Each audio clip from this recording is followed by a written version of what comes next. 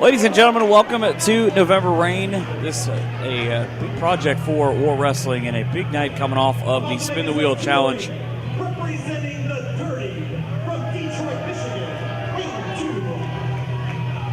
He is the new Wrestling. And of course, if you're going to start off this show, I guess, one part of the championship is going to have to be shown early on. And Ripper Blackheart sleazing his way into the picture, and I can't believe I have to say this, the Respect champion in Brandon Edwards. Ripper's going to be along here after a while, Michael McCormick, and this is an interesting matchup to start this show in front of a stacked crowd here at the UAW Hall. And Brandon Edwards kind of, as much as I hate to say it, maybe pulled one over on everybody, as the Dirty got away with one last month here at the UAW Hall. And of course you're going to hear what Ripper has to say about it.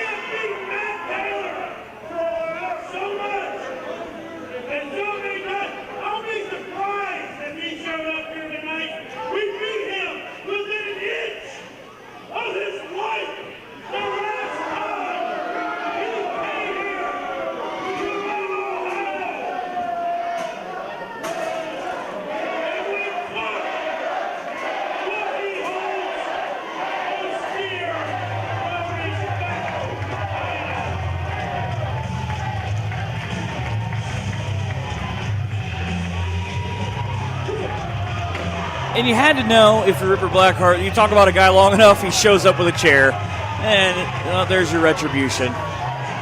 Right down in the center of the ring. Keep talking.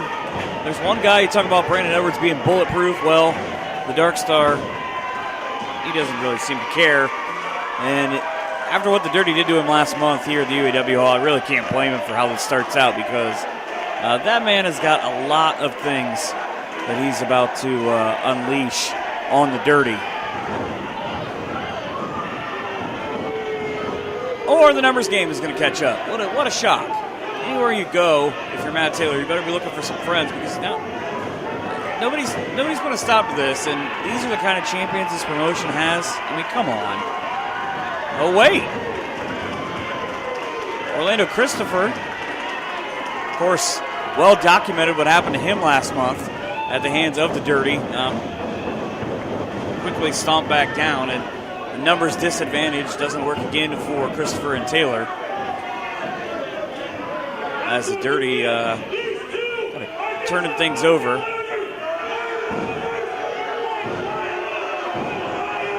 Ripper hiding in the safety of the outside, of course, with a microphone, running his mouth after he made sure that his guys have the plus numbers.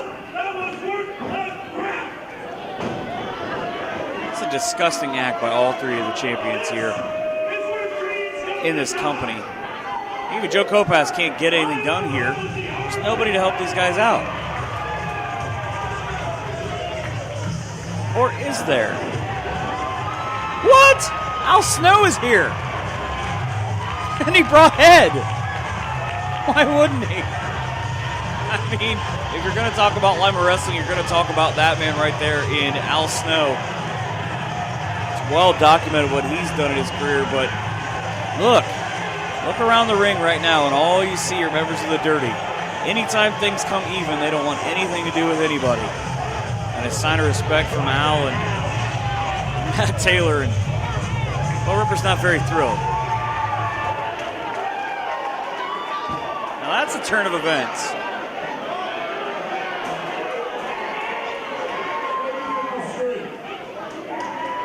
You're out here talking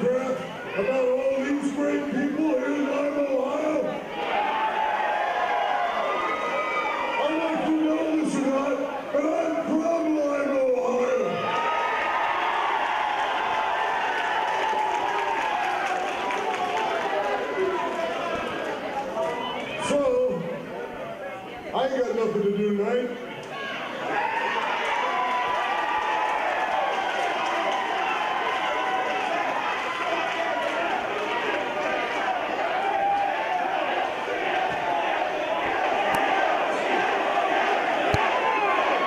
I have a clue where this is going, and I like this idea. I'm pretty sure I can get everyone here to agree with me, can't I?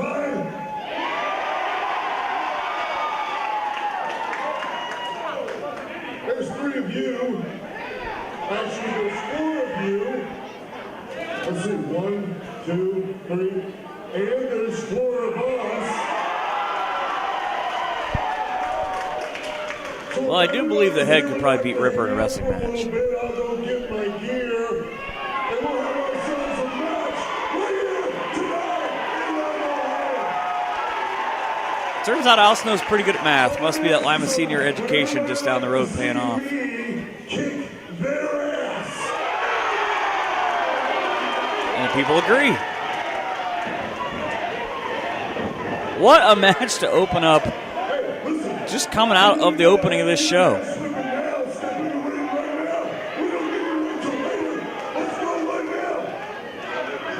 And the Dirty want nothing to do with those 3 guys in the ring.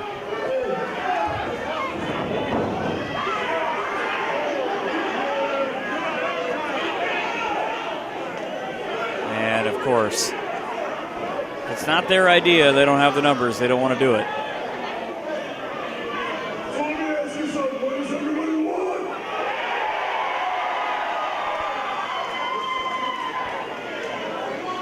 And they also want to see you get your ass beat.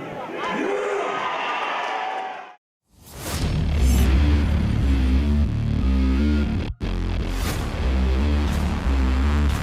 Ladies and gentlemen, you all know who Jock Sampson is, right?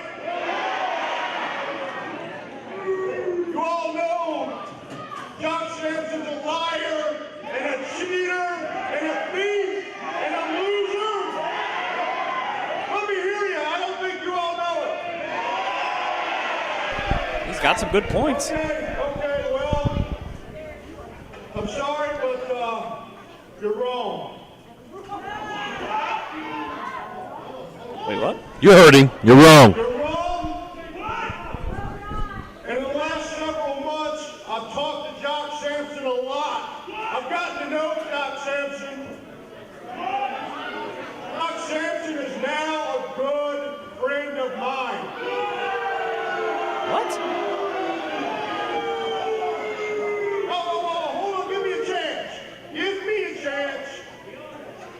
And let's all give Jock Sampson a chance. Come on. So right now, Berta Lee doesn't seem to be buying this. I want to bring out my new good friend, Jock Sampson, everybody. Come on. Come on. It's a family reunion. Well, this should be interesting. Billy Jack might be happy about this, but Berta Lee is definitely not. Let's give him a chance. Come on. I'm excited. Round of applause. Where does he rank on your best friend scale? Numero uno. There he is, ladies and gentlemen. Wow. That is not Jock Sampson. Jock's gained some weight since he was last here. Is that Bastion Berg? Bastion Booger's dead. Well, then the And answer is no. And Billy Jack and Verna Lee is going to be dead once Jock gets a load of this. I venture to say, wherever Jock Sampson is right now, he's not going to be very happy about this. He does have a cowbell, though. Got a lovely shirt on today. And he does have some bandanas. Come on in here, Jock. Come on. Oh, and Oh, no, Jock. maybe in need of Lima Memorial Health System. This is ridiculous. You want to say a few words? to the people Wow. here, Jock? Are you okay? Pull your shirt down, please. I think there are some people in the crowd that are pretty happy about that. Let's give Jock Sampson a round of applause. I'm happy about it. Come on. Joe Kopaz and Nick Khan just can't believe that they're seeing Jock Sampson back inside a World Wrestling ring. This is not Jock Sampson. Last time you saw me, mostly on account of My mama asked me to grow it. It's the only way she can tell me apart from my sister. Oh, no, God. That's too much, man. He does have a nice beard. That's too much information, man. Are you sure it's not Jock Sampson? Well, my sister's beard is bigger. That's why I had to get this. But Oh, and talking about his sister not once but twice. on account of our prime pigs got mating. What? Hope this guy got paid a lot, 'cause he's a dead man. He's a dead man walking, I'm telling you. John Sampson, that's disgusting.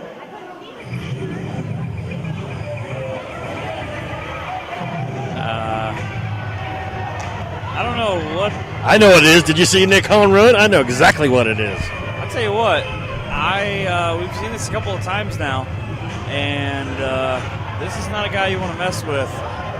Right there with a microphone and hooks.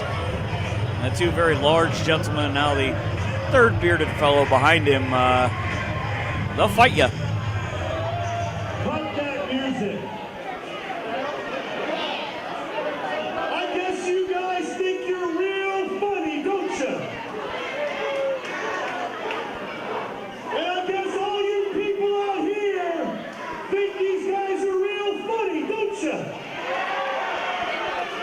I think they were enjoying themselves. All you people find them funny is because just like these three people, you're all a bunch of slack-jawed, booger-eating hilljacks, and you wouldn't know what to do if you came up and bit their Now that's funny. asses. You see, I And can't truthful. listen to this anymore because Jock Sampson is a good friend of mine. And Hooks is also a good friend of mine. And Hooks is not a friend of these people. Has more integrity than every person in this room put together. And you guys are coming out here and besmirching the good name of Jock Sampson. Well, I'm here and they're here to put a stop to it. And so, don't you tell me to shut up. I gotta be honest with you, I'm not quite sure I would want to be that guy that Now, when I managed Bruce these is two, singling in on. I didn't feed them for the whole day before we went out there. I hope Hooks has done the same. Is that why Hooks is so angry? Dingo, it's my best friend. It's my best friend. Dingo, Tanu. Oh, If they're not going to stop, we'll get in the ring and stop them. did Hooks just refer to Chocolate Thunder as his best friend? No. Chocolate Thunder has no friends. I thought they were close. I don't quite know what the Sampsons were trying to establish here, but it did not work out in their favor. And wow, what a clothesline from Hooks. Yeah. I mean, he was standing still when he threw that clothesline. And immovable objects on both sides. Neither one off to a good start. Oh. And I'm very familiar with Roots, as you know. I managed him for a short time. Part of the Sampsons for a while, I feel like, too. What a shoulder block from Billy Jack. Remember when Billy Jack and Berta Lee each came in of just saying, hey, it seems like the Sampson family continued to get bigger and bigger. Yeah, these guys are great brawlers.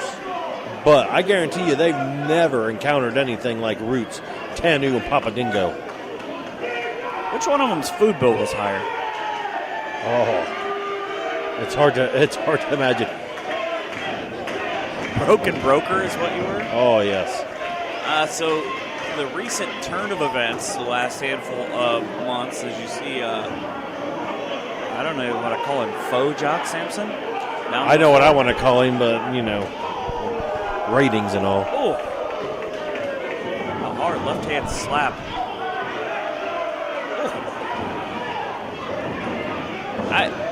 Maybe I've never fought a monster, but I'm not quite sure that slapping it in the face is a good idea. No, you get a headbutt in the face like that right there. Then again, I've never been a monster and tried to fight a monster either, like Billy Jack. Even that chop, you can see Joe Lopez put his hands over his chest. He felt it. I tell you what, Papa Dingo is a little more,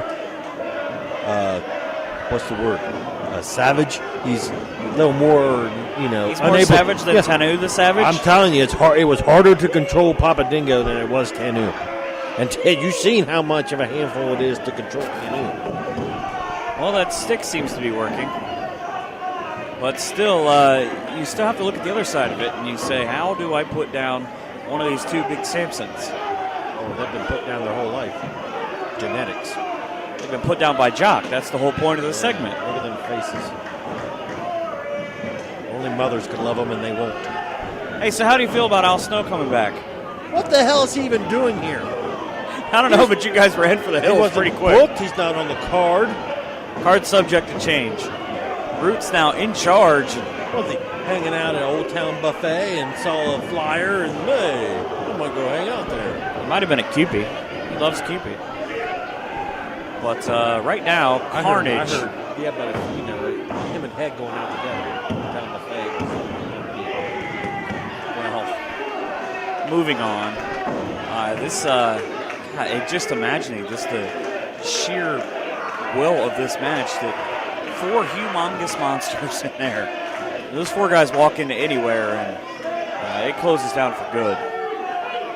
Not even before they get in line, just seeing them walk in there. As I said, Papa Dingo was, he was the least controllable. They're harder to control. But I would have to say Tanu is the stronger of the 2.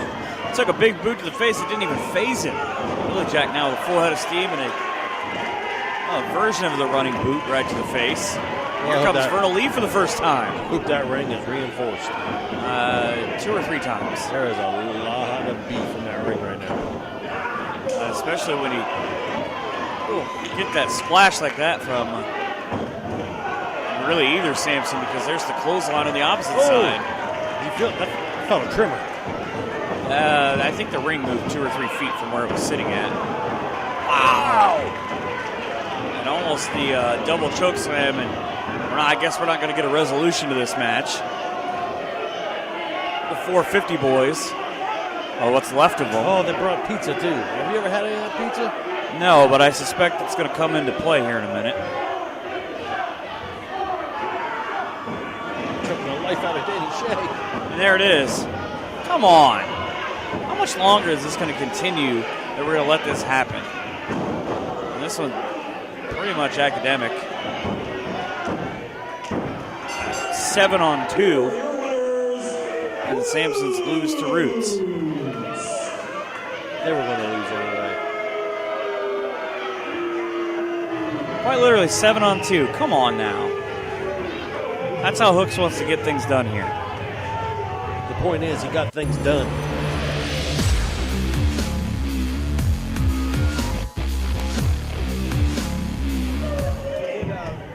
What's up, Live Ohio? Oh, yeah. I was supposed to come out here and give a little speech about the upcoming Hall of Fame show, the upcoming show in Huntington, Indiana. But I'm going to go with what they call off script, whatever they want to call it. Because here's where I'm sitting right now. I've been with this company from day one, the very first show. They've taken a spot ever since. War stands for wrestling and respect. I'm telling you, I have wrestled my ass off for this company from the very beginning, and I have gotten respect over the years. Now that brings me up here recently. There's been a big influx of these young guys coming in, and all of them, here's the way I'm feeling. I'm feeling like they're tolerating the old man for what he used to do, rather than respecting me for what I can still do. You got those 450 boys back there going around high-fiving each other, all that happy horse shit. They've got the damn Scarbonis, the one so jacked up, I'm surprised he's got the balls to say anything at all. Then you got Jock Sampson, who until he crossed paths with me, the only shit anybody gave about him was the one they took in there when he wrestled the goddamn midget. I believe this is called a shoot. Bang, bang.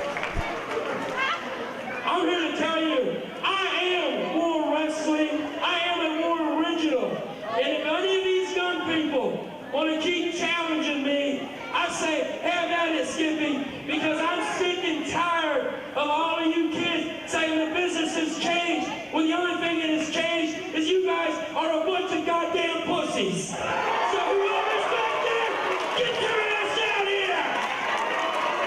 I'm not quite sure he articulated exactly how he feels. Yes, you stay classy, Dusty.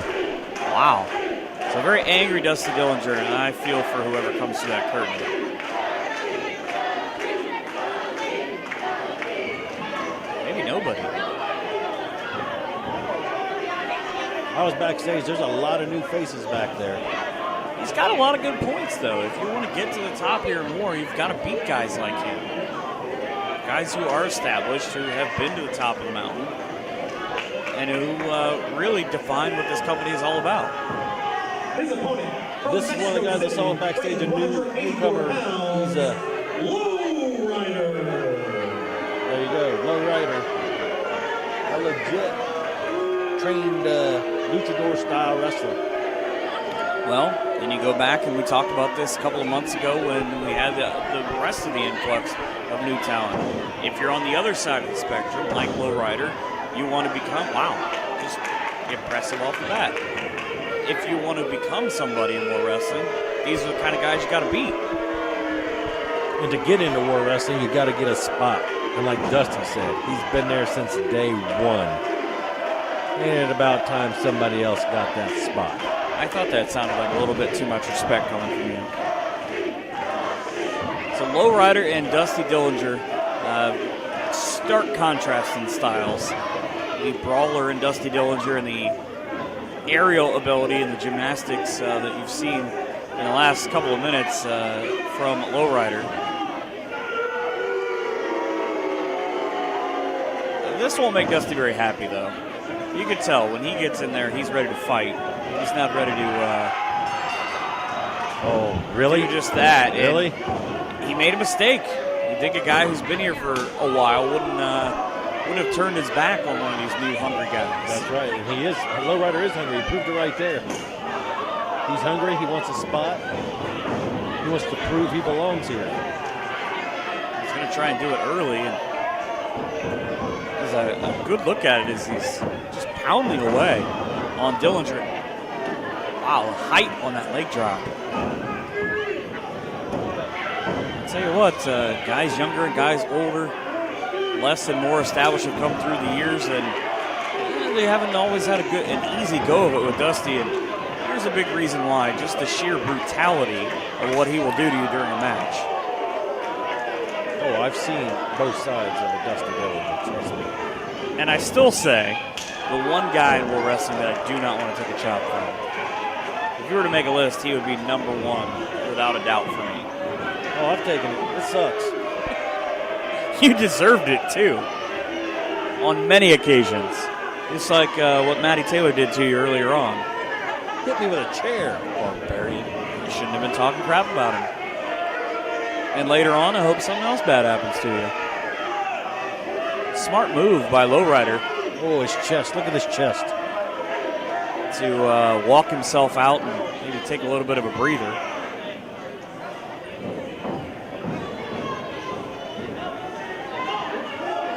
What? After attacking Dusty to start the match, and it seems like what Dusty's asking, he was going to try and shake his hand. Dusty, being the more gentlemanly of the two, actually went for it again. Being gullible. I said gullible. I believe I said gentleman. Lowrider now. Come on! Referee's biting his hand.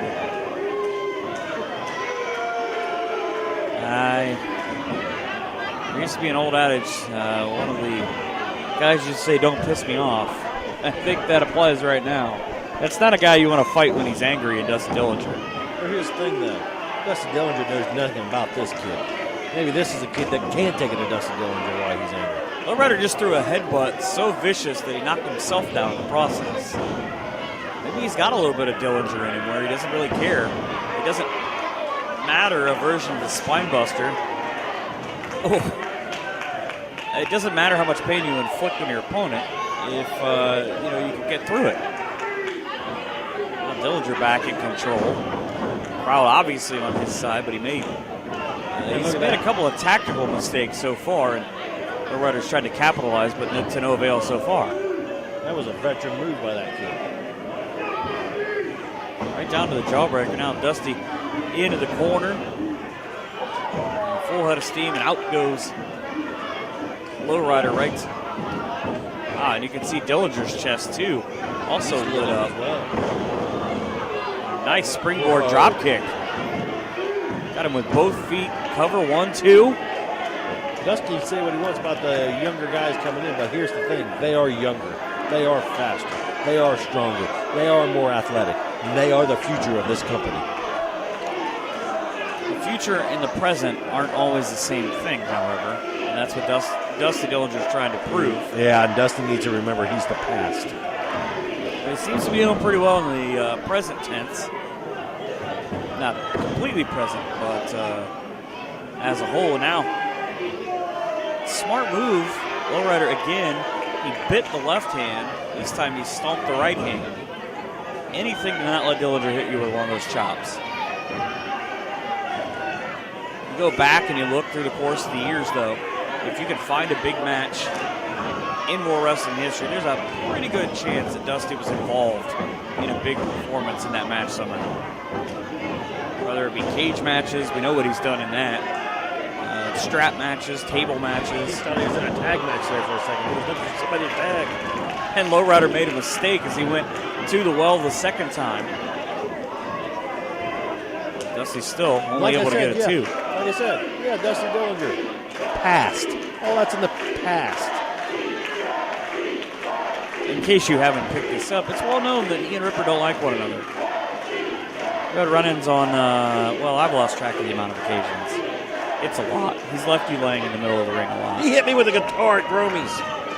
That was probably the highlight of my life, is watching him hit you with that guitar. And now it's got to feel like that for Lowrider. 2 punches to the face and a slap to the chest, and finds himself reeling. Big clothesline as well. Still, though, not one of the big signature moves that Dillinger's had so much success with putting guys away. He does that stupid stampede. I hate that thing. It might be on its way, but nope. He's going to go to the top rope now. Always interesting. Flying headbutt. I don't think he's got it this time. I'm not sure what he's going for here, but he's hung up there for a long time. And the young gun that he was talking about capitalized on it and sent him reeling back down. I'll see. Maybe a superplex? Took him a little longer to do it because, like I said, no spring chicken anymore. Truthfully, I thought he lost his balance on his way up. Now, way out there in the center of the ring goes Lowrider, and here, maybe this would be the diving headbutt, almost to the top. Nope. Elbow. Oh, went for the elbow right to the heart. 1, 2, and 3. A la Randy Savage. It was just his birthday. Maybe that's his tribute. So Dusty with the win, and at least for the moment, the past and the present are one and the same in the future. Come on.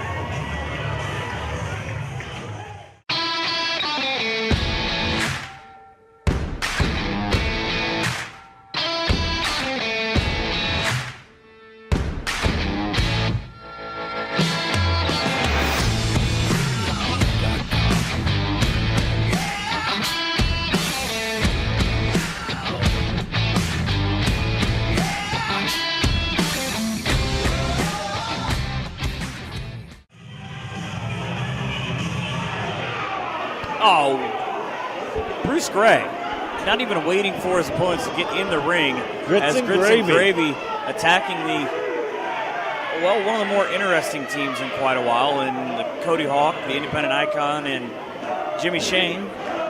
He might have no shame with those gold lame boots that he's wearing, but Grits and Gravy, they've been on a roll lately. They've put out some wars. They've had their problems with Cody Hawk. Last couple of months, they've had their problems with Jimmy Shane. And now these four squaring off in a match I didn't think I'd see, with Jimmy Shane and Cody Hawk on the same team. I'm not even sure we have a match yet. We've got 4 guys in the ring still. You rang the bell. So at least They're color coordinated. I call them Team Blue. I don't know what purplish to me. I don't know what you'd call them. The shame icons. Jimmy's he's ready to dance. Apparently, Grits and Gravy want absolutely nothing to do with those two guys you see in the ring. Not a lot of people want anything to do with the machine. Guys, puppies, kittens, small children. Wow. The villagers stand outside his house with torches. I know that. So he's no longer your 63rd best friend? He was my 63rd favorite wrestler. He has dropped to 105. Hanging out with people like Cody Hawk. Cody Hawk has accomplished... we've got history. Cody Hawk has accomplished so much here in this company and across the Midwest. You know what he didn't accomplish? Taking them War Tag Team straps when I was the manager of the War Tag Team Champions. Wow. He tried. Still holding on to that He grudge. tried with several different partners, couldn't get the job done. And he's not going to get the job done tonight either against Grits and Gravy. Had a chance back at the Dog Pound shows. But again, the manager of failure is the one constant there. And poor Joe Kopaz is trying to keep control of this match. Yeah, all four guys in the ring again. There's not a lot he can do. I mean, who are you going to tell John Murray no? I don't see how that's going to play out. Quick reversal and the 1-foot drop kick that is so synonymous with Cody Hawk matches. Again, sending Grits and Gravy to the outside. And I think Jimmy just made a point of showing Bruce Gray the boot that he used to knock him out of the ring with. I keep calling John Murray chicken. He is not chicken. Well, the fans have joined in on it. He's not really doing himself any favors right now. It appears. Well, I thought we were going to get a wrestling Now match. nobody's in the ring. So everybody just throwing hands outside. Cody just chasing Bruce Gray. You see the forearms and the shots to the back. Bruce is in such a fighting mood apparently that he doesn't even have time to take his vest off. That's what happens when you attack your opponent before the match even starts. Joe Kopaz needs to get some kind of order here. Is he a war referee or is he a ref for the NFL? No, he's not throwing flags everywhere. Unlike the NFL referees, he's letting them play. Oh! And Jimmy just ran full speed into the John Murray clothesline. I don't even think it was clothesline. I think John Murray just put his arm up there because if it was a clothesline, It was bridged him. yeah, if it was a clothesline, Jimmy's head would have probably been in the parking lot. Probably. But Bruce is directing our camera people to right where Jimmy is on the two-hand chops. Now, Grits and Gravy taking the advantage. The referee's back turn, trying to get some semblance of order in this match. There's been no order since them guys come out. Jimmy drugged right back into the middle of the ring, and Bruce was looking for his tag team partner, but he appears to be busy with security. And in turn, Cody, the old veteran, pulled a move on him and brought Jimmy back to his corner. Now, all hell is broken loose again. If Joe Kopaz has any integrity whatsoever, he'd thrown this match out 3 times over. Jimmy went for a roll through. I thought at first he was going for a pin. It really wouldn't have mattered. I don't know that we don't need a second referee to come down and help out in this. It is a match. The bell actually rang at one point. But nobody really seems to care. Including the referee. And out goes Jimmy, because I believe Cody's the legal man. I think when he brought Jimmy to the corner, he got the tag. It's Cody and Bruce, if I'm not mistaken, are the 2 legal men in this match at this time. So now Bruce, 6-7 minutes into it, finally takes the vest off, but it's because he's going to try and use it as a weapon. That's the Bruce Gray that everyone knows. Right down to the middle, and Cody able to power out of that, but still, both members of Grits and Gravy in the ring against Cody Hawk. no order. Just chaos this entire match. We're back to 2-on-1 the other way. This is I tell you what, Jimmy didn't get all of it, but he got enough of Well, there is a lot of put it. down. Oh, and a hip toss right on to Bruce Gray. Hit him right in the face with the lower back. Jimmy. That was on John Murray. Bruce Right on Gray's out. Drew. Yeah. I was thinking about how Bruce is just hanging out on the outside right now. And our first actual legal tag of the match. Cody went for the cover, wasn't able to get to it. Now Bruce back up on the apron. But I was thinking how, so far, I hesitate to call this a match because it's been This is just a brawl. This is what you would see in a bar. One of these guys will probably not pay their tab. Probably be Bruce. Again, No. just skirting the rules. Come on, if somebody's running out on a bar tab, it's Jimmy Shane. I don't know that that's true. Which then again, I don't know. It's not true. Murray back in charge as Cody in a bad way, right in the center of the ring. Nice belly to belly. And be able to break it up. Look at Grits and Gravy last handful of months. They were involved in that big tag team match. They also had their problems with a lot of people. They tried to get themselves into the tag team title scene. They were almost successful. But the obvious, you would think, team advantage on their part. However, the other side, any team that Cody Hawk's on has got a pretty big lead in terms of being around and knowing a few things. I don't know. Cody ain't smart enough to pick a better tag partner than Jimmy Shane. Well, they were doing quite well here for a while.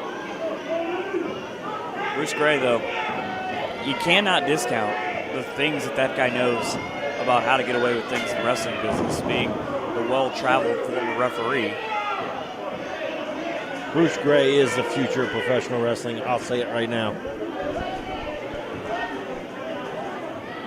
I think the assertion here is that Cody is the legal man. How does Topaz even know that? That's pretty much what a camera's just caught him telling Bruce Gray. You can't pin the guy who's not the legal man. And Grits and Gravy with designs, I guess, on meeting in the minds between Cody and Jimmy. Double splash. It's going to mean a whole lot more here in a minute. Tell you what, Bruce doesn't weigh that much, but you get a guy running full speed in which your partner is in front of you already. I see a And then this cannonball. And we talked about Roots and Samson's move in the ring. I think that ring is about 6 feet from where it started tonight. So down goes Cody. We know he's the legal man. Got to hook John that Murray. leg, John Murray. You got to hook that leg, brother, on someone like Cody Hawk. Only with the 2 count. Jimmy, he just punched Bruce right in the face on his way out. It's a great atmosphere here tonight. Great crowd. Unusually warm for November here in this building. Now Murray shot off. And he is... I think they were trying to Hip double hip planted? toss, and he just went face first into the mat. He may be hip planted. He might be dead. I don't know that John Murray wasn't dropped right on the... Right on his face. Yeah, he might be seeing stars. They spiked his face like a football. Bruce Gray, again, does the smart thing. Referee is going for the count. He sees Jimmy going for the count, and you got to believe that might have been it, because that's not a design move. It just sometimes things work out better than you planned. Yeah, I think John Murray's just hitting whatever in front of him right now. He just threw 3 headbutts and then fell backwards to make that tag. That might be the best thing that has happened to John Murray in this entire match. Unfortunately for his partner, Cody Hawk got a tag in too, and He's throwing vicious elbows right to the face of Bruce Gray. Oh, here comes the muscle buster. I believe if he can hit this one, and that would be the end of it. But apparently John Murray figured out where he was at and was able to save he and Bruce's match. Look how quick from one end of the ring to the other that Bruce gets as he throws Jimmy right back out into the crowd where he spent a majority of this match. And I'm not sure, but I think what you said about John Murray just hitting whatever's in front of him might be the case. As he goes for the big splash, he does not seem to have a real big plan right now. Wow. High flying crossbody for Bruce, looking for the win, but only another 2 count as Jimmy breaks it up. He pretty much was just throwing hands and trying to send Cody down as far as he could. Oh, rotation on that back body drop. Whoever wins this match, I'm still trying to sort through the chaos. Whoever wins this match is going to feel it tonight. Whoever loses this match. What are they doing? What is happening? Wait. What? Oh, and he missed. Big time. I don't think he would have connected even if they pulled it off. I think Bruce was too far in. So the blue team went for a Hurricane Rana, and now a ending for Grits and Gravy. That's got to be all 1, 2, and 3. The brawl finally comes to an end as Grits and Gravy pick up the win.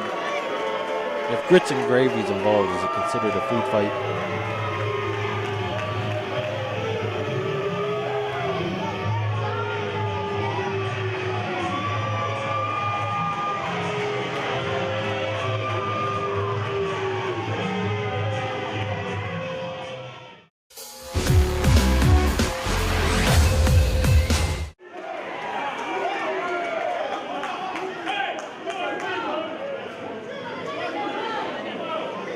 So the former War Wrestling Tag Team Champions and the Soul Shooters playing rock, paper, scissors to determine who starts off this match against the 2 young men on the other side in Super Future.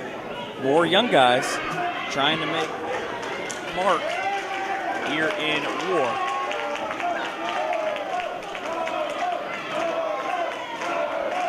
Another match where you got the old guard versus the new breed. Soul Shooters, not necessarily War Originals, but pretty close. They've been here for quite some time. Apollo Star, a 2-time War champion himself. I'd say what, that's a guy who you look at him and you say, well, he's not, it's not as if he hasn't done a lot, and he's got about 100 different moves that if he hits you with, your lights go out. Not to mention the gas chamber. That submission move, he has the gas chamber. Another thing, the thing where you look at him and you say, all right, he's not necessarily the biggest guy, but well-versed. The old term is educated feet. If he hits you with one of those kicks to the face, I said lights out, but it really does not do it justice. We've seen over the years him, a couple of the spin kicks that he's put out, put guys much bigger than him down in the dirt. But these Super Future guys, they're no slouch. I've seen them wrestle, not just here, but in Michigan. They're very exciting to watch. And, maybe someday, if the Dirty decides they don't want the tag team titles anymore, these 2 guys could be wearing them belts. So when they drop you, that's generally how that goes. In control now, Apollo Star, and you can't. It's such an odd thing. We talked about it in the last match between Grits and Gravy and then Cody Hawk and Jimmy Shane, but there's the speed of Apollo Star too.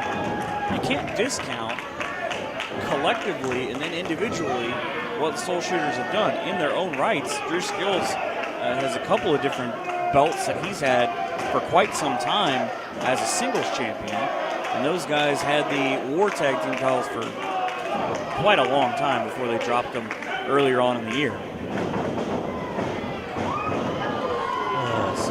drop. That's right. Dirty. Yeah. Oh. Current tag team champions who we saw earlier on get themselves in a little bit of trouble where trying to cash checks that your mouth is writing. Xavier Walker comes in now. I believe that. I got that right. He is in a world of trouble because also Drew Skills,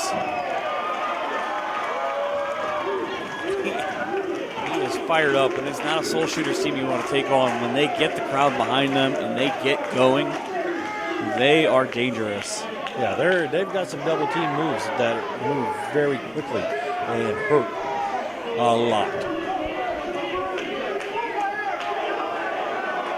So another big obstacle between the Soul Shooters getting maybe another chance at the tag team titles is winning matches like this, like Dusty Dillinger did earlier on, of proving, hey, you might call us the old guard. We've been here for a long time. We don't care. We're going to continue to try and take these guys out and get our belts back. And I look at it, can you imagine if you're on the other side of that, obviously you representing the War Champion, if you get to a point where Drew Skills decides, hey, I want to hold that belt too, you guys might be in trouble. So Super Future now not endearing themselves to this crowd. I'm pretty sure Drew has tried to take the title from Jake Something, and he came up short not more than once.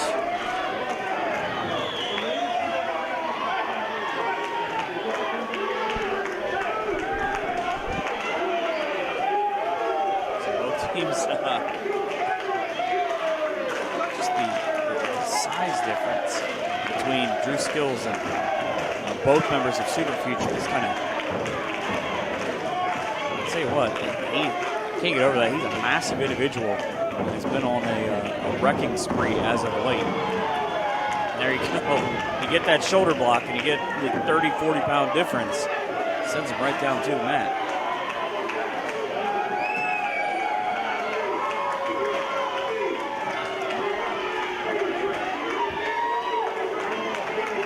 So Palmer Cruz on the outside. He's got some words for the fans.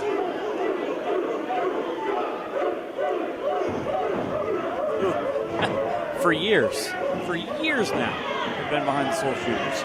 They continue to be here.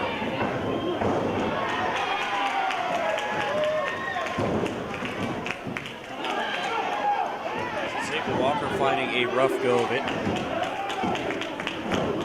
Oh, that was almost three. He had him, and Drew's telling him, that close, that close.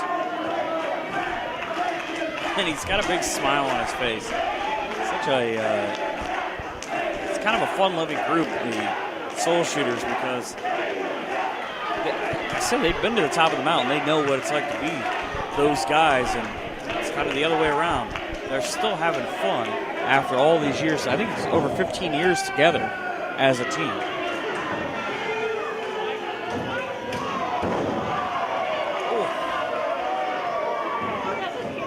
Xavier Walker chopped him so hard, Rand felt it on the outside.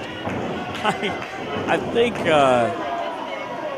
this is where we talk about the double team maneuvers for the Soul Shooters coming into play. Kicks to both sides. Apollo goes for the cover. Only comes up with two, but a chop so hard that it knocks you down. And then you get kicked right in the same spot in the chest. It chopped so hard your tag team partner felt it. I would venture to guess probably a size 15 boot on the foot of Drew Skills. Now Apollo just, look at him, he was just taunting Palmer Cruz on his way by. If you can pull up moves like that, that's probably a good reason. Goes for the cover. Still though, only a 2 count, and you've got to give Xavier Walker credit for being able to kick out of this beating repeatedly. It's not as if he's just in there being taken down by wrestling wolves. He is being beaten by both members of the Soul Shooters. And the great equalizer right there. Fingers to the eyes. It's day one Ripper Blackheart Wrestling School, I imagine. Oh, young blood. How'd you not see that coming? Paul Cruz did not at all see that coming. It's still only a 2 count. But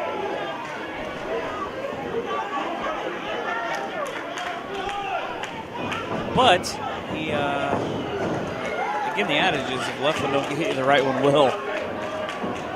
A little kid, come on! This is not the time for kid and play. Oh, man. More double team maneuvers. Talked about Bruce Gray in the last match. Talk about the Soul Shooters here. If you know a shortcut, it's probably coming from those guys, and they are able to make the most of their opportunities.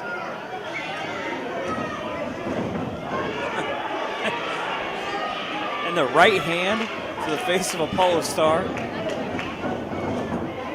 And then Apollo, there's a spin kick. It only takes one of those.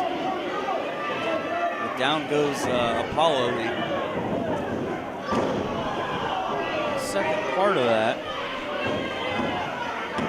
as the cover on the Soul Shooters only comes up with a 2. You got to know, though, that you slap a guy pretty hard if he runs away from you afterwards. And the tag brings back in Xavier Walker. Yeah, Apollo's in the wrong part of town now. So the big 6-man match still yet to come, involving the War Wrestling Champion and Jake Something and the Dirty as they take on Matt Taylor and, a guy you're pretty familiar with, and Orlando Christopher, and of course, Lima, Ohio's own Al Snow. Still don't understand why he's here. I think he's lost. He's home. It's the holiday season. You need to be more joyous. The team's just using the tag team wrestling. I'm not too sure. Oh, wow. The athleticism on display. The velocity he was thrown into that corner. He almost missed Apollo Star on the way by. And the impressiveness of this young Super Future team. You can't have a nickname like that if you can't go in these types of matches. Working themselves against Apollo now, and he's trying to twist his head clean off. Referee right on top of it.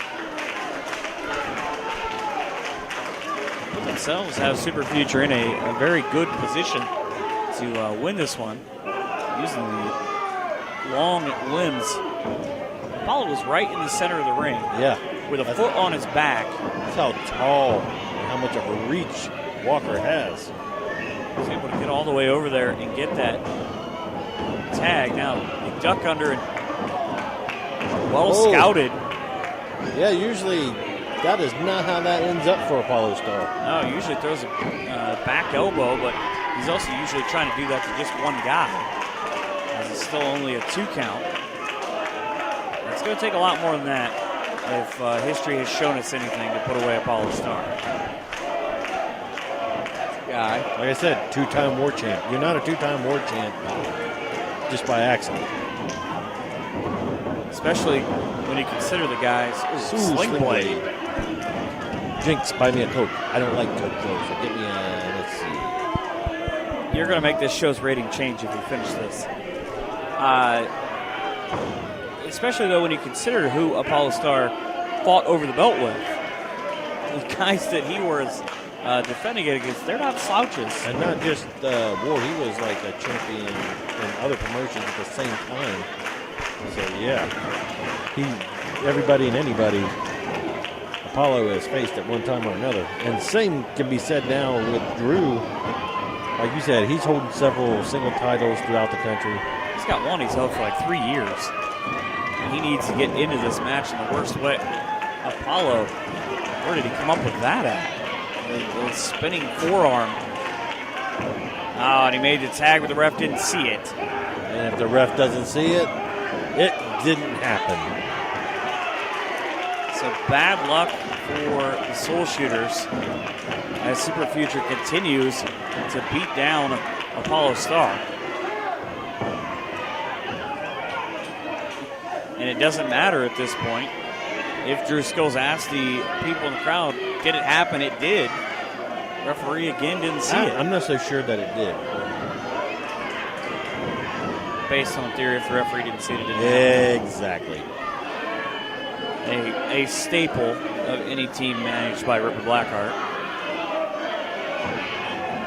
The referee didn't see that. Did that happen? He's being choked out. Where are you at on that one? By both members of the team. This is Drew's fault. He's coming into the ring, distracting the referee, thus giving Super Future the advantage to do with Apollo Star what they will. And if you want to win a match and you have the chance to put the boots to Apollo Star, you better do it. Apollo has been in there for quite some time. A good majority of this match. He's taken chops. He's taken a couple of big drops. He needs to get that tag. He needs to get the legal tag that the referee sees so that Drew can get into this match and do some damage. Again, Super Future, just a handful of times here in the Northwest Ohio area, not making themselves a lot of fans, but that will. There's the legal tag, and here comes Drew. A clothesline and a big back elbow.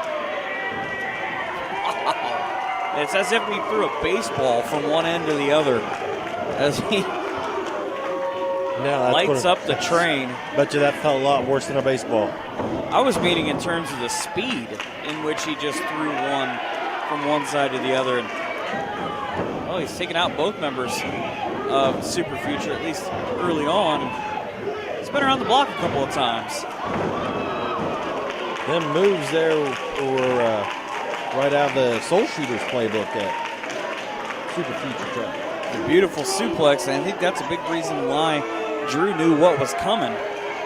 When you get to this point with a fresh Drew Skills, everybody else has kind of been through the ringer. Apollo, though, still wants to tag as he wants to put an end to this one. Wow. No way. You've got to be kidding me.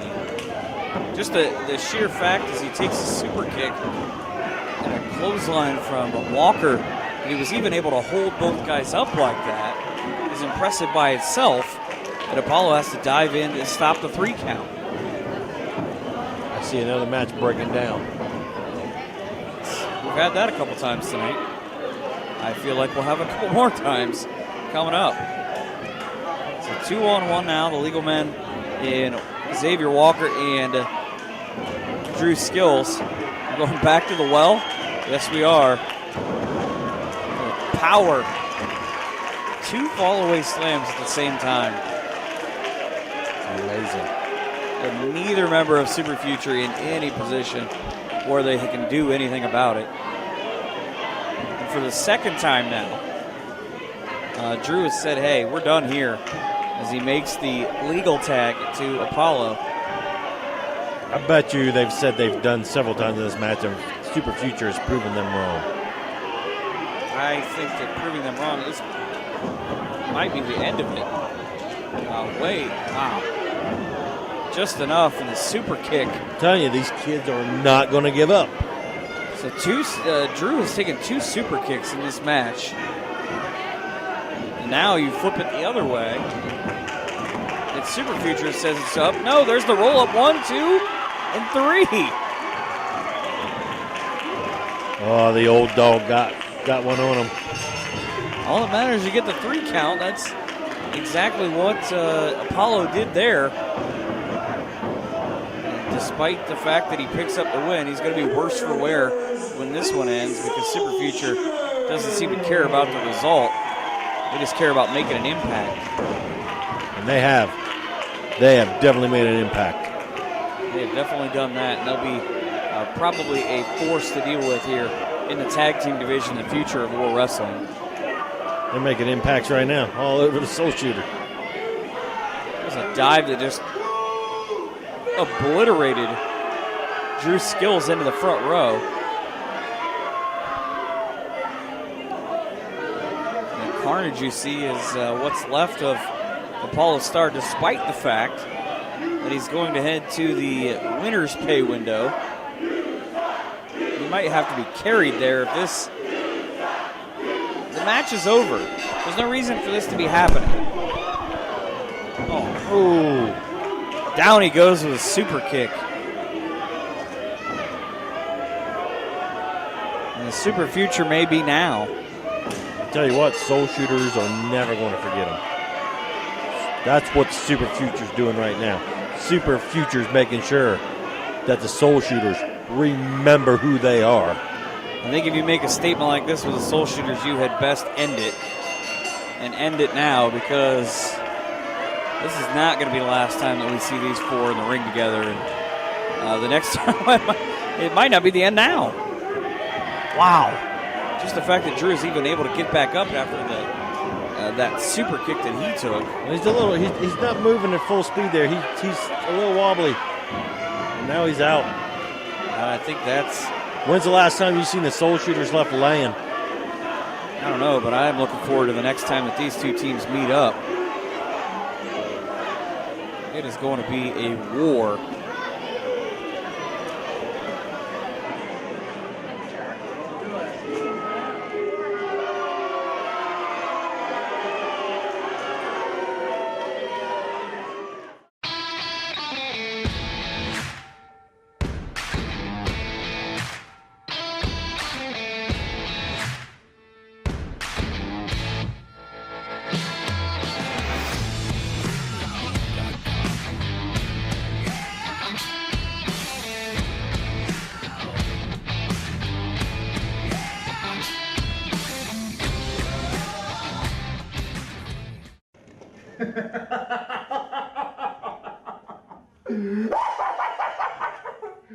Oh, mon ami, you thought that you can run and hide.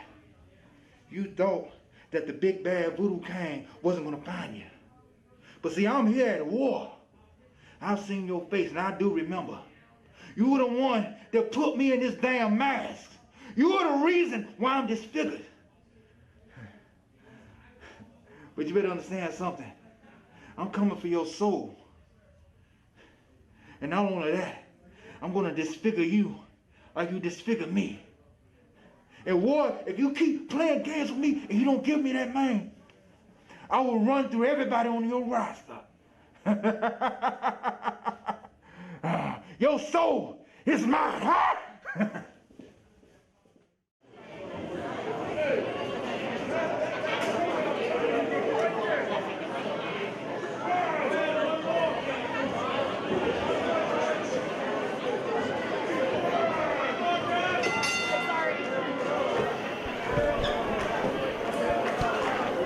Very odd, that last promo that you just saw here from Mojo McQueen and once Mikey Smalls. He did not have nice things to say about him. Since that's the guy that put him in this mask, and that's the guy he's going to take out. He has been so impressive since his debut a couple of months ago. And I don't know how you prepare to fight a guy like this. I wouldn't. If I saw him in the ring, I'd just turn around and leave. He comes out, and you still see the smoke hasn't dissipated yet from the arena here. He's not talking about winning losses. He's talking about souls. He's taking souls. He's not right. How do you beat a guy, like you said, doesn't care about wins and losses? Last year, he had a voodoo doll. He stabbed Jimmy Shane as a voodoo doll. And now he's been in control this whole couple of minutes of this match until this point, but it's very... He just blew through a double clothesline? This guy's insane. And of course, right up on his feet. Telling you. Guy's like supernatural. They're just irritating him. Even that, wow. That's an impressive move just to take him out. Right into the front row, took the security out as well. You see the capacity crowd here at the UAW Hall. And if it worked once, try it twice.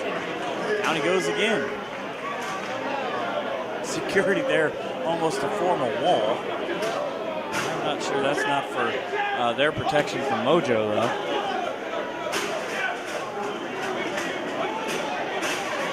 Are we having a repeat of the chair incident?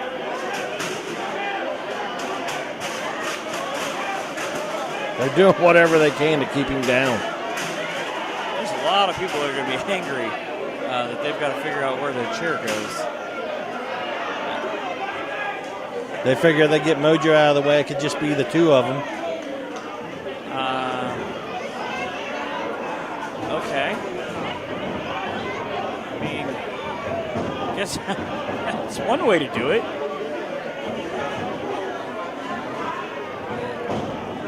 So Mojo down on the outside. This once a three-way. Now it's rolled down into a one-on-one match. If I'm the fans, though, you can hear it out amongst them. There, Maynard. Oh, swinging a miss. You can hear the rumbling amongst where the microphones and the cameras are.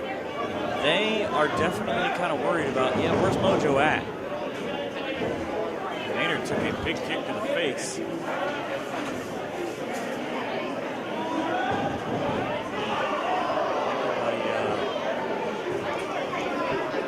Ryan also swinging a miss. I'll tell you what, I'm nervous now, just waiting to see how this plays out. On the second rope DDT. The swinging neck breaker. That's an innovative offensive move. But only for a 2 count.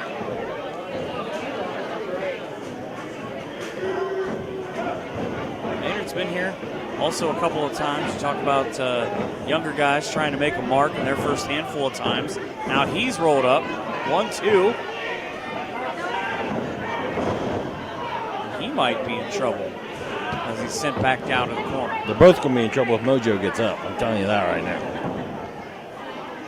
That's an impressive way to pull off the spear. You end up taking your momentum outside. Get a shot from behind. Mojo's still, from what we can see, laying down there underneath the multitude of chairs. And a lot of angry people being forced to vacate their seats. And again, Maynard hit with innovative offense. Not very often do you see the low bridge crossbody that propels you out of the ring. But still, just 2, and at least for the moment, it's working out because Mojo, since early on when he broke through a double clothesline, has not been a factor in this match. Yes, and bankrupt Matt Taylor has a chance here. Wow. Really? Both guys have hit a handful of moves. Maynard now, wicked spine buster. The big mother trucker said not tonight. Oh, and he's trying to blow the air horn and maybe go for the Boston Crab. I believe he calls that the trailer hitch. If he doesn't, he should start. He should be worried. Mojo just popped right back up. Everybody's going to die. I'm afraid for the health of these 2 guys in the ring with Mojo. Oh! Wow. 1, 2, and adios. Get us out of here. You better try and recruit that guy. And he has said he is after the Teen Wolf. Mikey Smalls better run. All the respect in the world for what that kid can do, but he had better run because Mojo is a man possessed. He is running. He's running out to the ring. What an idiot. Hey, stand fight your battles. Now, see what he can do. Out goes Mojo. Second time he's been sent out of the ring, though. He landed right on his feet. And what a tough guy Mikey Smalls is, taking a guy out after he's had a match with 2 other guys. I don't know anything about that. And I know that I'm a man. I'm man enough to admit that last month you put the hurt on me. And I'm man enough this month to stand in this very ring and say, let's go, Mojo!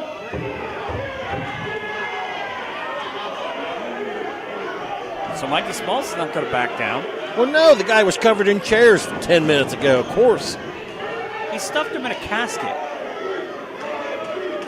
He stuffed the man in a casket. And now he's just going to walk out with that box. And the voodoo doll. I just let him, too.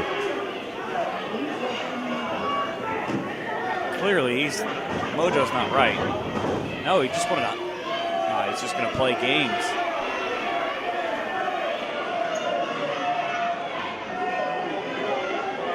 They were right. I called him. I said, Jock, it's November rain, man. The 450 boys are here to ball out. And he said, Big Vin, you got it.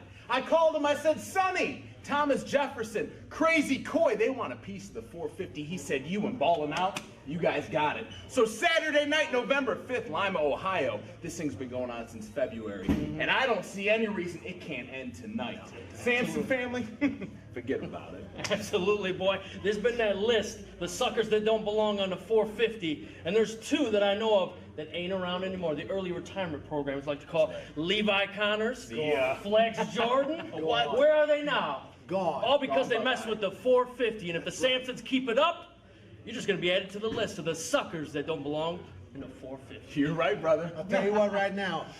Since February, Sampsons have been a real pain in our asses. And I'm going to tell you, when it's getting to a point where if it can't get finished tonight, I might have to slap the beard off to every one of their faces myself.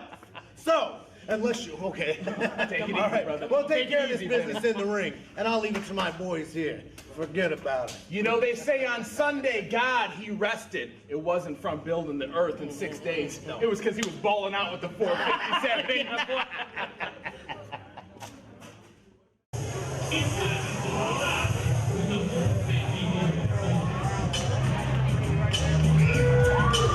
Well, you heard from the 450 boys. Now I guess we get an appearance from the 450 boys. Is never short on confidence. The thing about the 450 boys is you never know what combination of the 450 boys you're going to get either. So this time it looks like you get Danny Shea and, of course, Vinny and Vinny.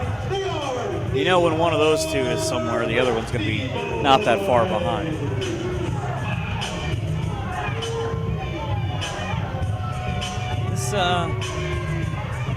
This is an interesting matchup. Again, the problems they talked about since February during the promo you just saw that they've had with, you almost have to narrow the list down at this point just for this match, but with a lot of people. But the Sampsons in particular. Starting to come to a head here. Jock leaving the family and joining the 450 boys. The rest of the Sampsons took offense. And rightly so. And then, of course, you saw the 450 boys jump the Sampsons earlier on. And TJ and Crazy Coy, tell you what, we talked about Vernal Lee and Billy Jack earlier on. These are the two guys I don't know that I would want to mess with. Well, definitely not Coy.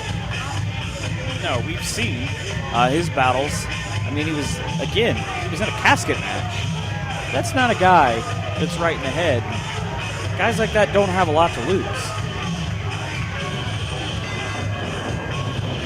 He is he's something else as he starts off this match. He's a whole bunch of fries short of a Happy Meal. He's a house of fire early on. Danny Shea didn't make a good decision. Wow. Kind of the follow-through on the hip toss. I think Cousin Jock is the one that taught him that. That pizza sure does sound good. There's no pizza. It doesn't ever seem to work right. I heard it's stuffed crust. It's really thick crust. It's the best kind. It always seems to come into play. Give it time. It's a stuffed crust pan pizza, if you will. Stuffed crust pan on the backside for a lot of people so far. So now Danny Shea into the ring. And does anybody ball out better than Danny Shea? I don't know. I believe Coy Sampson could probably ball out. No. He would eat the balls. I don't know where to go with that, so I'm just going to move on. That's after he strangled him. The numbers game. You talk about no matter which version of the 450 boys you get, kind of the Freebird rule, if you will, that they're still dangerous. Yeah, the Sampsons have numbers too. I mean, they don't know how to use them, and they don't know how to count with them, but they have them. All reasons why you'll end up with something very bad happening in the near future. That's an impressive way to pull a shoulder out of socket. I was going to say, just to pull a new version of an old trick. And Danny Shea's not going to be able to throw a lot of punches if the arm is just dangling off by the side. Frequent tags from the Sampsons as they work on the left arm of Danny Shea. You ever notice how none of the Sampsons look alike? Yes. I have noticed that. But I'm beginning to think that just maybe, they're not all related. they're related in the way the Dudley boys are related. I mean, Coy looks nothing like Chuck. Goes for the cover. Now it's Thomas Jefferson. They like to call him TJ. I think that's because his mama called him TJ. We'll call him TJ. Yeah. Mama called him TJ, I'm going to call him TJ. He's going to square off with Vinny. Vinny, of course, a two-time World Wrestling Tag Team Champion. Longest reigning at the time. We're looking to change that. Well, for now. And he is set right back down into the mat by the powerful Thomas Jefferson Sampson. He's a big boy. We talked about the anniversary show where he made a mark. He's had some big fights so far in just a pretty short career here in War. Kind of the last piece of the puzzle for the then 5 members of the Sampson family. What a smart move by Handsome Vinny. Holding on that rope, getting the tag in. To balling out Danny Shea, who's balling out right now all over Crazy Coy's face with his fist. And impressively, it was his left fist. We talked about his left shoulder injury. It doesn't seem to be affecting him here as he's going to do a little dance. Driving the women crazy, I'm telling you. Good thing your wife didn't show up tonight. She'd be going home with Danny Shea. I doubt that. Where is Mrs. Blackheart, by the way? He's in the car, keeping it warm. You're a horrible individual. So the 450 boys, all 3 of them, now with Coy Sampson in their corner. And Danny Shea distracting the referee, and here's the numbers advantage. A repeated theme throughout this show. Going for the cover, 1, 2. And I think that Joe Topaz irritated Vinny. Not giving him the cover. Topaz irritates everybody. He has drawn the short stick in terms of having to have these tag team matches tonight that just feature guys who just want to brawl.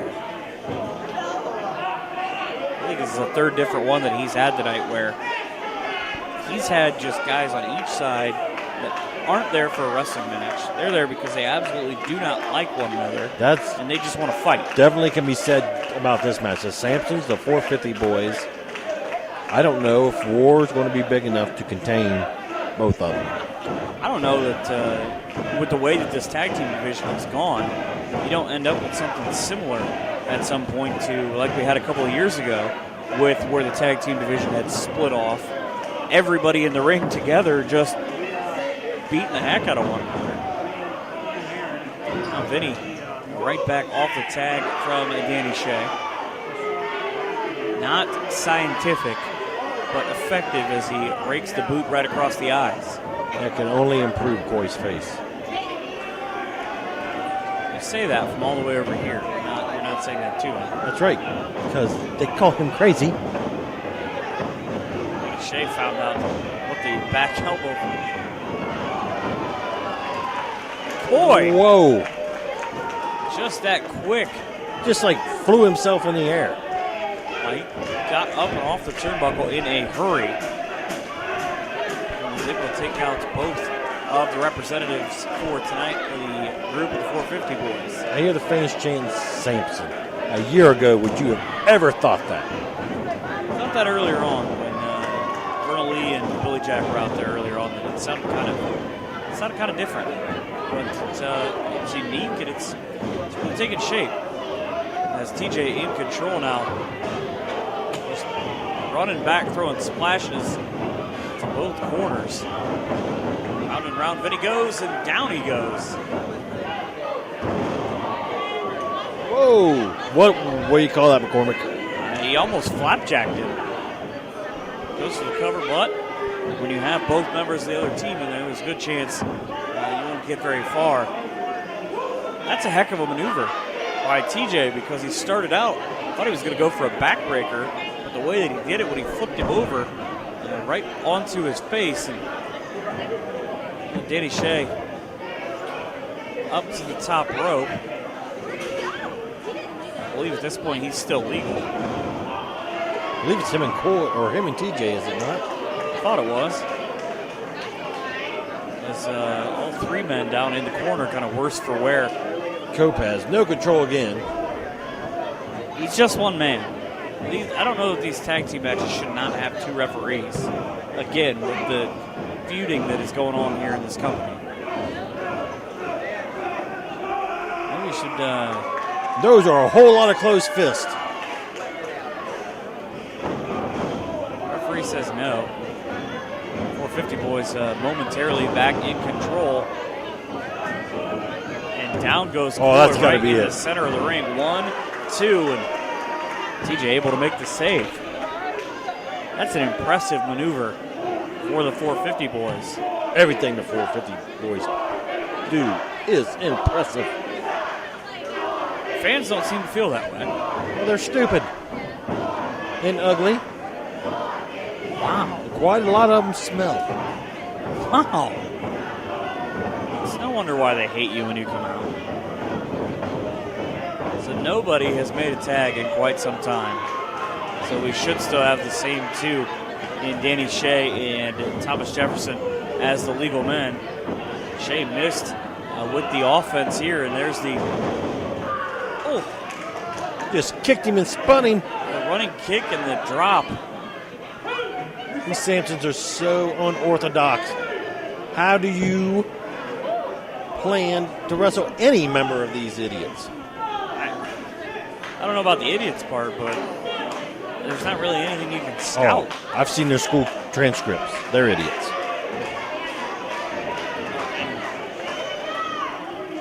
Why? Why is Vinny from Jersey in the mat? Like Kopaz said no. That's He not flipped the happening. pizza. I'd kick Joe's ass for that alone.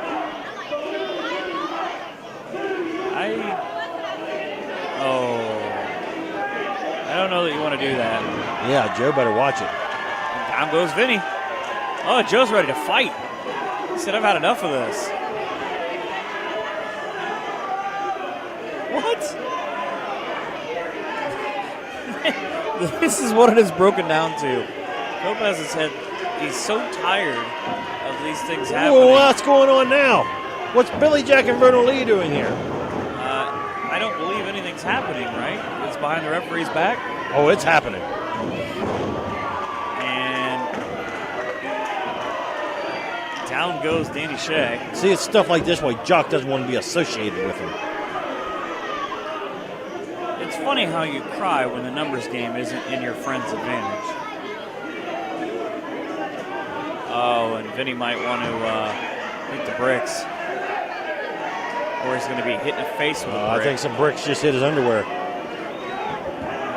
This is not going to end well for him. and Vernal Lee, where is he taking him? No, he's taking out the Don't garbage. squeal. Do not squeal like a pig, Vinny. It'll only turn him on.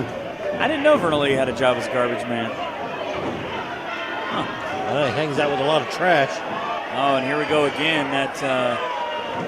There's the pizza box. What's good for one is good for the other.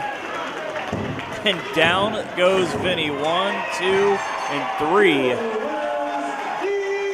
450 boys lose. They were robbed. Samsons. They had more than their opportunities in that match. They couldn't get the job done. I'm fearful for what's happening to Vinny right now. He is probably at the Allen County Recycling Day.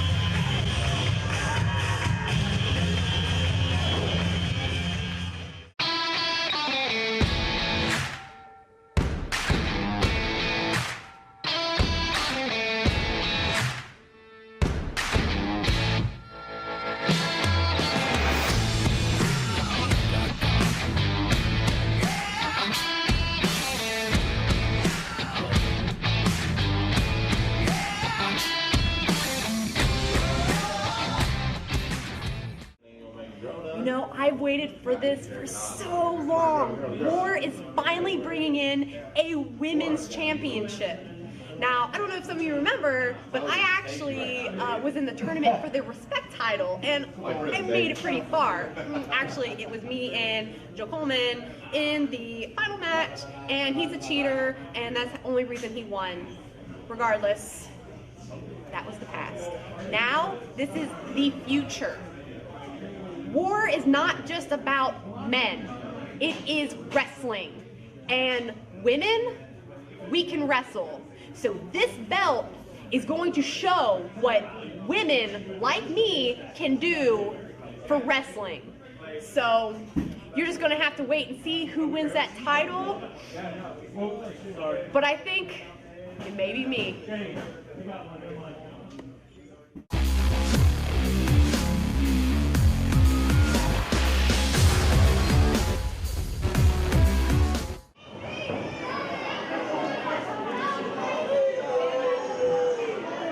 Don't ever try and put your filthy hands on me again. As he did a terrible job of telling you, my name is Hooks. And this is the Beast. This is one evolutionary step higher on the scale of what it's like to be a man. Take a look. He has another shirt on. He should take that off. Building tonight and saw that there was no opponent for this man. Would you shut up and let me talk? Why is Hook so angry? Right there, they won't shut up. We showed up tonight Oh, the and food saw there bill. was no competition for this man.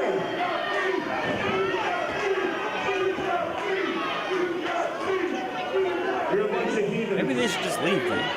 So what we're going to do tonight to look for competition is issue a challenge.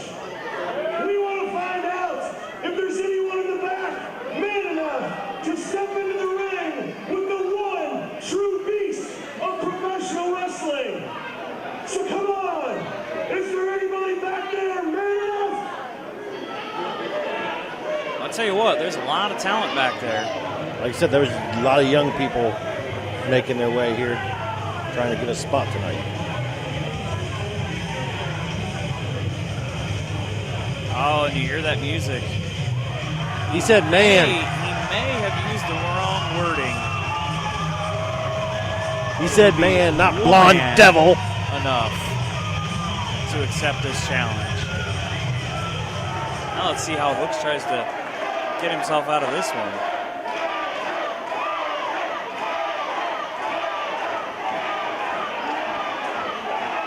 Crowd enjoys it.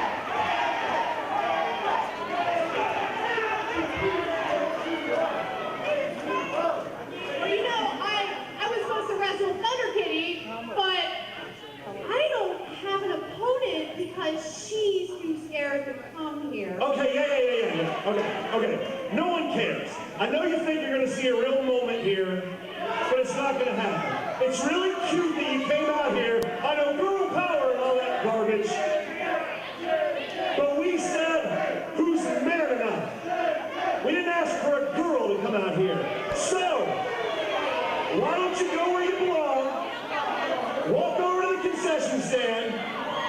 get some pizza or nachos or something for me and him, and leave this to the men. So come on, Toots, get on over there.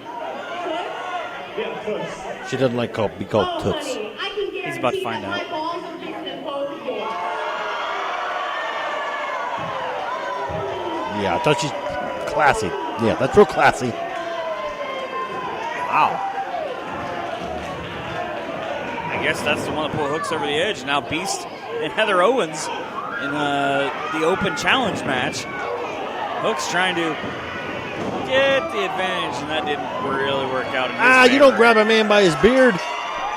It's as dumb as wearing suspenders. It's open season. Yeah, but did he even feel that? For one, she's a girl chop, and two, he has like 5 pounds of fur. Looking at his chest, I'm going to say that he felt it. Underneath that fur, there seems to be one giant red mark.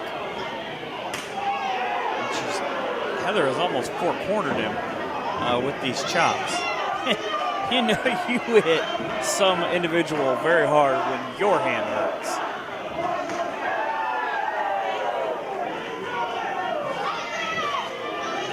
I don't know if these are so much chops as they are just whole arm slaps. She reared back to throw those too. So probably Beast is not thanking Hooks for what he did here tonight. The open challenge and the classy broad and Heather Owens, who you heard in the promo talk about how she's excited for the women's championship that's coming to War. Yeah, not so much. Am I saying that you're not? I'm not excited for a women's championship. That means more of these broads will be running around in the back. Just more women that you'll have end up sending you to courses, learning how to speak correctly. I speak all right. I call them honey and sugar boobs. I'm sure Mrs. Blackheart appreciates that. Beast now back in control. Headbutt right to the shoulder. And it's not anything new to see Heather Owens fighting a member of the opposite sex. Of course, she's got a handful of wins here in War the last year or so. Beat Jimmy Shane. She's had a handful of those two well known for their battles, but this is maybe a little bit of a different animal because you also not only have to fight a Beast, but you have to fight Mr. Hooks, as he has sent me a memo to be referred to. Then you better do it. The good news this time around is he's not carrying that stick and leading Roots around. A little less scared that way. Beast in control. Of course he is. He hit Heather with Samoan drop. She hasn't had an offensive move in a couple of minutes. Heather Owens is finally bitten off more than she can chew. She keeps coming out here, wrestling with men, trying to make it an even playing field. There's no room in the sports for both men and women. It's like NBA, WNBA. Yeah, they can play basketball, but you'd rather watch the NBA. It's 2016. You still think that way? Yes. Look at all that money the WNBA is bringing in. Have you ever seen a crowd shot at a WNBA event?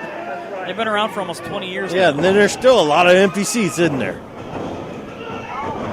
Wow. Oh, and the stunner from Heather Owens.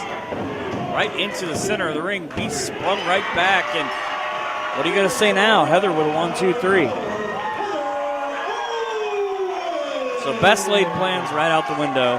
Hooks and Beast, egg on their face, as their open challenge is won by Heather Owens. Whatever. I got things to do. So does Heather. Hit the pay window.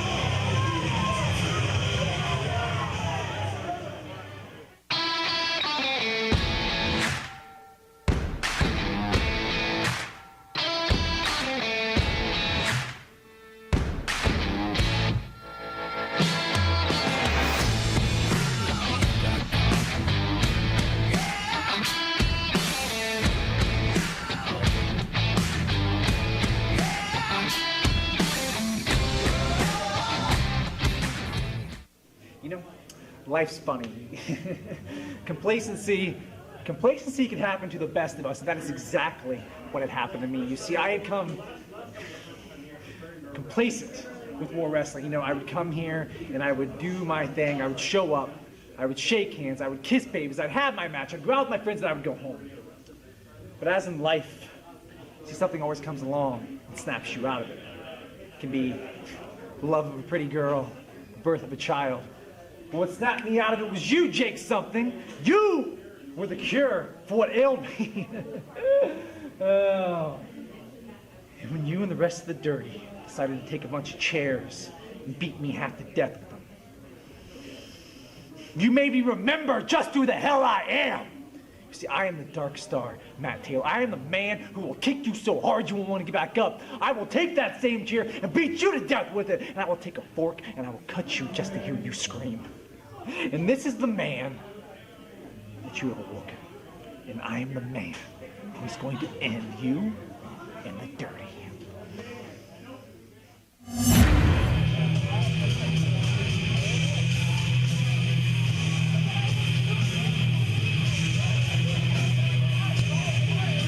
Wow.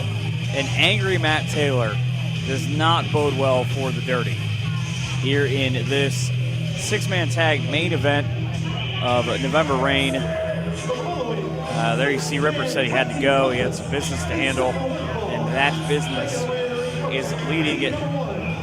Those guys with all the belts in the Dirty to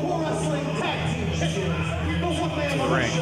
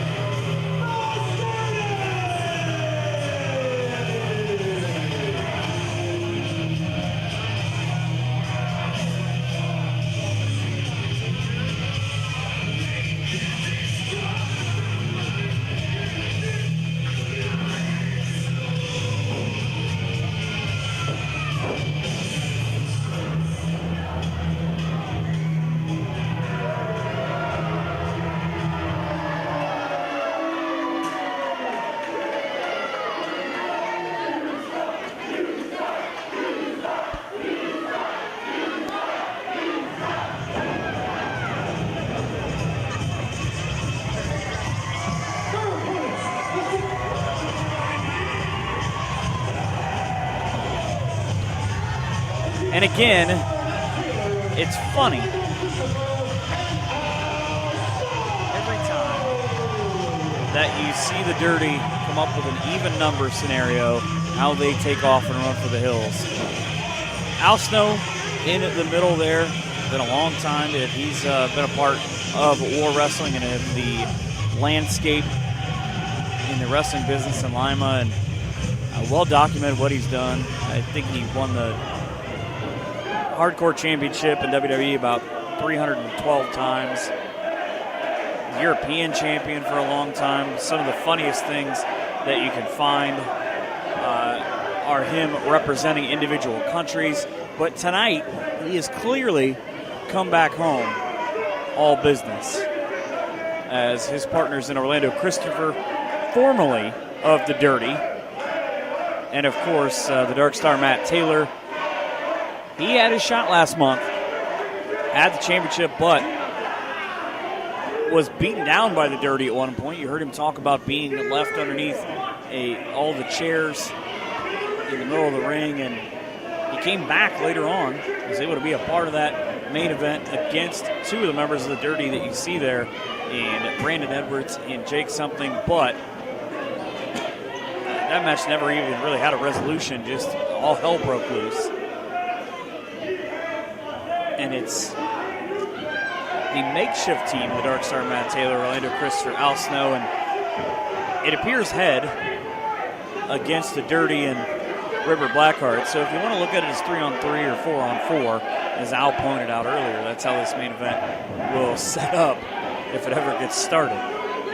And again, a couple of times throughout the course of the night, we've talked about Joe Kopass. Poor Joe Kopass. He is going to have to try and keep order between these 6 individuals by himself. Any combination of the 6 guys in the ring right now that were one-on-one would be hard enough, but all 6, as Al Snow is, I guess, trying to make sure the crowd knows they can always get ahead when he comes to town. The champion on the outside, over a year that Jake Something has been the War Wrestling champion. Head is going to chill in the corner, I guess. I think the voices have subsided enough for Al to get ready to take this match. Nope, maybe not.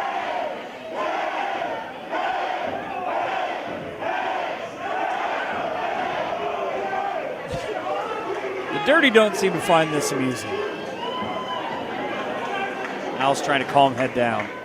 Classic Al Snow in his return here to Lima, Ohio. Of course, the War Wrestling Hall of Famer.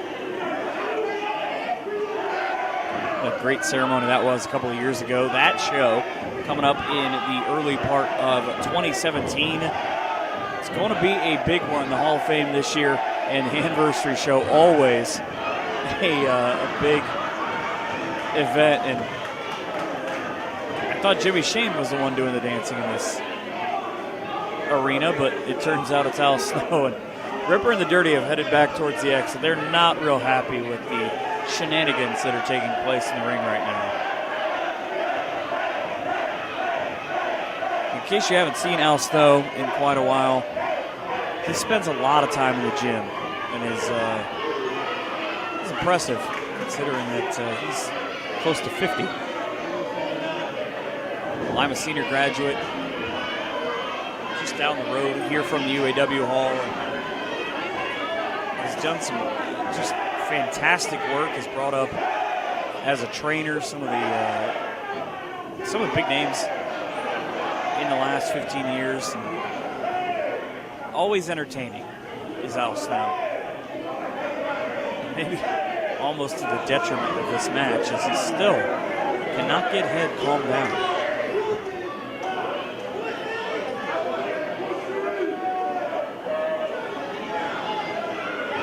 Having a long conversation with Al Snow. Yeah, I don't believe that I said it either.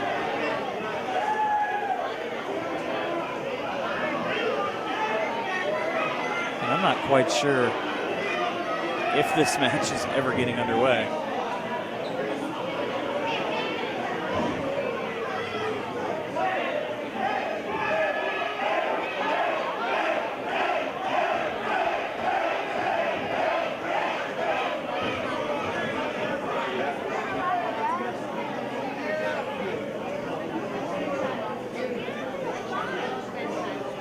Matt Taylor now trying to calm Head down. I think Orlando Christopher, they finally managed to get Head to a point where we can get this match started. So the Dark Star Matt Taylor, the former Respect champion, has been a champion in other promotions. He still holds a lot of singles belts right now. He's going to face off with one of the guys who has kept him from getting, well, kept him from getting the title. Now he'll get a shot at the other one from Jake Something, now to Brandon Edwards. Edwards not endearing himself early on, at least momentarily, but these two just so quick as Edwards shot across and with a big shoulder block on Matt Taylor. Taylor comes back with a nice drop kick. And smart awareness. Brandon Edwards hasn't been here in War for a while, won the Respect title in our last show, but still proficient with ring awareness. And he's got 2 monsters with him in the one-man militia and Austin Mannix, who tags in to work on Al Snow.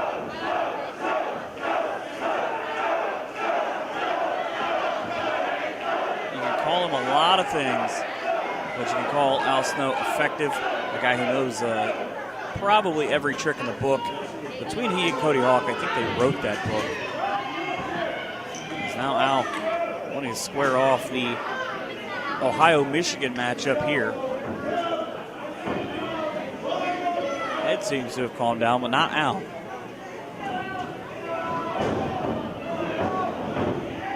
Lock up in the center of the ring. That's a new one.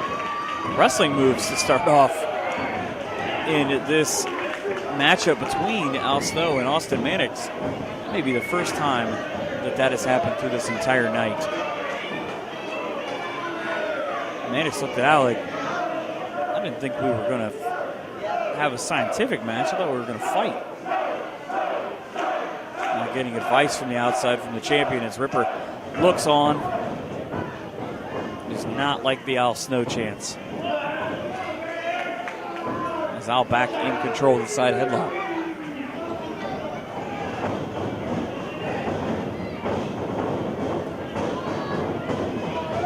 Mannix. I thought he was going to go to the shoulder block. Instead, he just cleared out.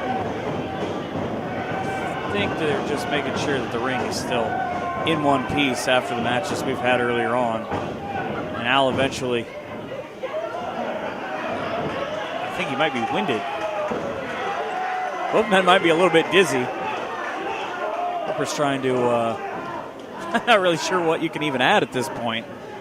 He's just trying to make sure that each one of these guys got their conditioning in, and Al with an open hand slap right to the face of Austin Mannix, one half of the War Tag Team Champions. Of course, his partner not here tonight, and Idris Abraham, and Al got a little overzealous. Not one of those hardcore matches that he's been a part of, but Head's just trying to get into the match. I say, let Head tag in and put Ripper in there with him. See what happens. Every time we talk about our podcast, you hear him talk about being 2-0. Put that 2-0 record on the line against Head. That would be it might be an opener for a couple of shows. Orlando Christopher now. Kind of a change from the last year or so. Fans rooting him on as he was unceremoniously thrown out of the Dirty. Didn't really seem to want to just go along to get along. We've seen the promos that we've had here for War the last couple of months. Every time he's tried to say something, he's kind of been put in the background with the champion and, of course, with Austin Mannix. And just got tired of it. Stood up for himself and now trying to take out the War Wrestling Champion with a pile driver, but a nice attempt at the sunset flip with the power. Ooh. Power against speed. The power of the champion and the speed of the young man in Orlando Christopher. With the roll through, I don't think that was how either of them thought that move was going to go, but drop toe hold now. Fans really behind the team of Christopher Snow and Taylor.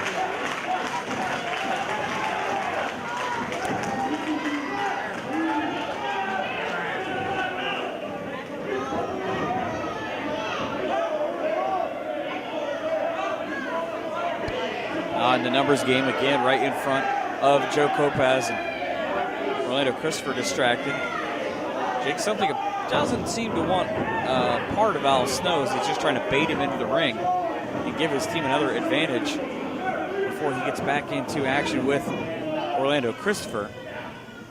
He seems to have a very personal grudge with Al Snow for coming out and saving both Orlando Christopher and Matt Taylor earlier on. Al's been out there for a while. Matt Taylor's been sitting out on the outside. Christopher's been beaten down for the last couple of minutes. Is this the main event before the Dirty Intention show on December 3rd? Just a handful of shows to go before the anniversary show at the UAW Hall. If you don't have your tickets yet, you should get them as soon as possible, because that will be a sellout that night. It has been the last handful of years, and it's been one of the best shows in the area. Again, the numbers game. Brandon Edwards not back that long, but has really acclimated himself at home as a member of the Dirty. He's going right back to this group, their ways. And there you see, come on. Kopaz with his back turn, again, the only official in this match. And the Dirty continuing to use that to their advantage. It's a smart strategy. It's just questionable. Of course, for this group, nothing's really morally questionable. As Mannix able to cut off and keep Christopher on his half of the ring and away from Taylor and Al Snow. And trying to get Orlando Christopher back into it. I'll tell you one thing, they did not like the Dirty earlier on when they came out and wreaked havoc. Christopher now off the ropes. Ooh, mistake by Mannix as he tried to duck underneath, and he paid for it with that big clothesline. Edwards might not like the tactic, but again, effective as it limits the ability of Al Snow to get the tag. And here comes a 3-on-1 for the Dirty, who didn't make a tag themselves as they just continue to beat down their former mate. Mannix with the headbutt. It's a group not afraid to use anything as a weapon, themselves included. Now off goes Christopher. Double elbow right to the back, and I've almost forgotten the last couple of years since he's been gone about how fast the offense can come from Brandon Edwards. Just a handful of guys have held that War Respect Championship. 3 of them in this match. In the current champion, Brandon Edwards, and the 2 former champions in Orlando Christopher and Matt Taylor. And Taylor finally able to get into the match, and he is a house of fire when he gets in. Right now on top of Austin Mannix. And there's that running knee to the face. He's finished off a lot of guys with that, and he's looking for the super kick and the boomstick. But there's the numbers. Ripper causing just enough of a distraction to get his team back the advantage, and smart trio wrestling again from the Dirty as they keep Matt Taylor on their half of the ring, not letting him get to Al Snow.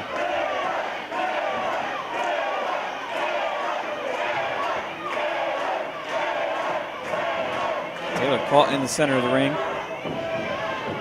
Talk about the Dirty using any part of the body that they can do to inflict damage. Taylor very proficient with his feet. As we've seen a handful of impressive super kicks tonight during the course of the show, but I don't know that anybody in War throws a better super kick than Matt Taylor and has been more effective in the last couple of years. As he's in the wrong corner here with the champion coming to stalk him.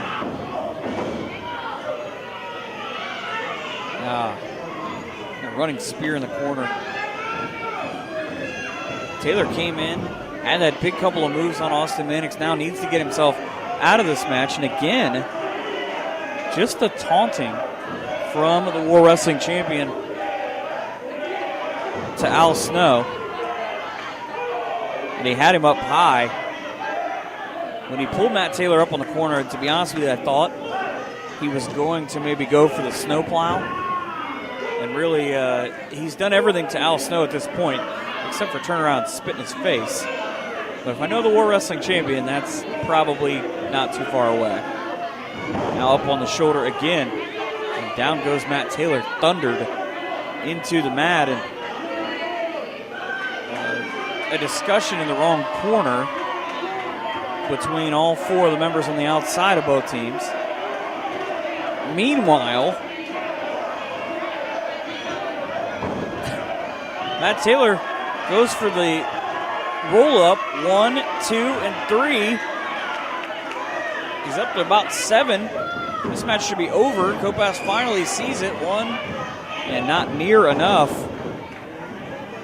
And a double axe handle right to the face sends Taylor down. Right onto the leg. The champion able to grab a hold. And might not like how they do business, but smart wrestling here on the part of the Dirty. Taylor facing the wrong direction with a knee in his back from Brandon Edwards. If he reaches up into that corner, probably the only thing he's going to get is a smack in the face. Now trying to get to his own corner as Edwards taking a page out of Jake Something's book and just kind of harassing Matt Taylor's teammates. Trying to dig in deep. Matt Taylor needs to get himself out of this match in the worst way. Al Snow's been out there for a good 10 minutes. Missed with the enziguri. Oh, back to the corner. Here's the opportunity. Taylor got the tag to Christopher. And here comes Orlando now as he throws haymakers at all three members of his former teammates. Orlando up to the top. Oh, massive DDT. 1, 2. And it's been long enough that Jake Something has suffered a loss that I can't even remember the last time that someone was able to pin him right in the center of the ring. He's developed a bit of an attitude as the War Wrestling Champion, and rightly so, as he kicks the face off of Christopher. That he's feeling pretty invincible at this point, as noted by the thought with Al Snow, and now he gets his chance. Here comes Snow. Right hands for everybody. Just going to take on all three members of the Dirty.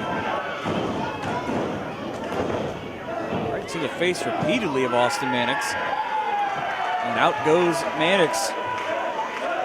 Something had bailed. He stood out there for so long just trying to taunt Al Snow. Didn't want any part of him. Well, now he's finally got it as Snow returns the favor with those, I want to call them axe handles, but he almost just ran over Jake Something. And he's got the champion on wobbly legs. As Mannix.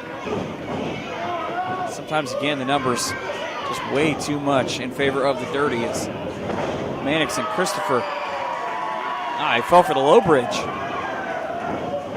And here comes Christopher, and there goes the Tope Suicida for Orlando Christopher. So down to Al Snow as he's looking for the snowplow on the champ. He's got him up.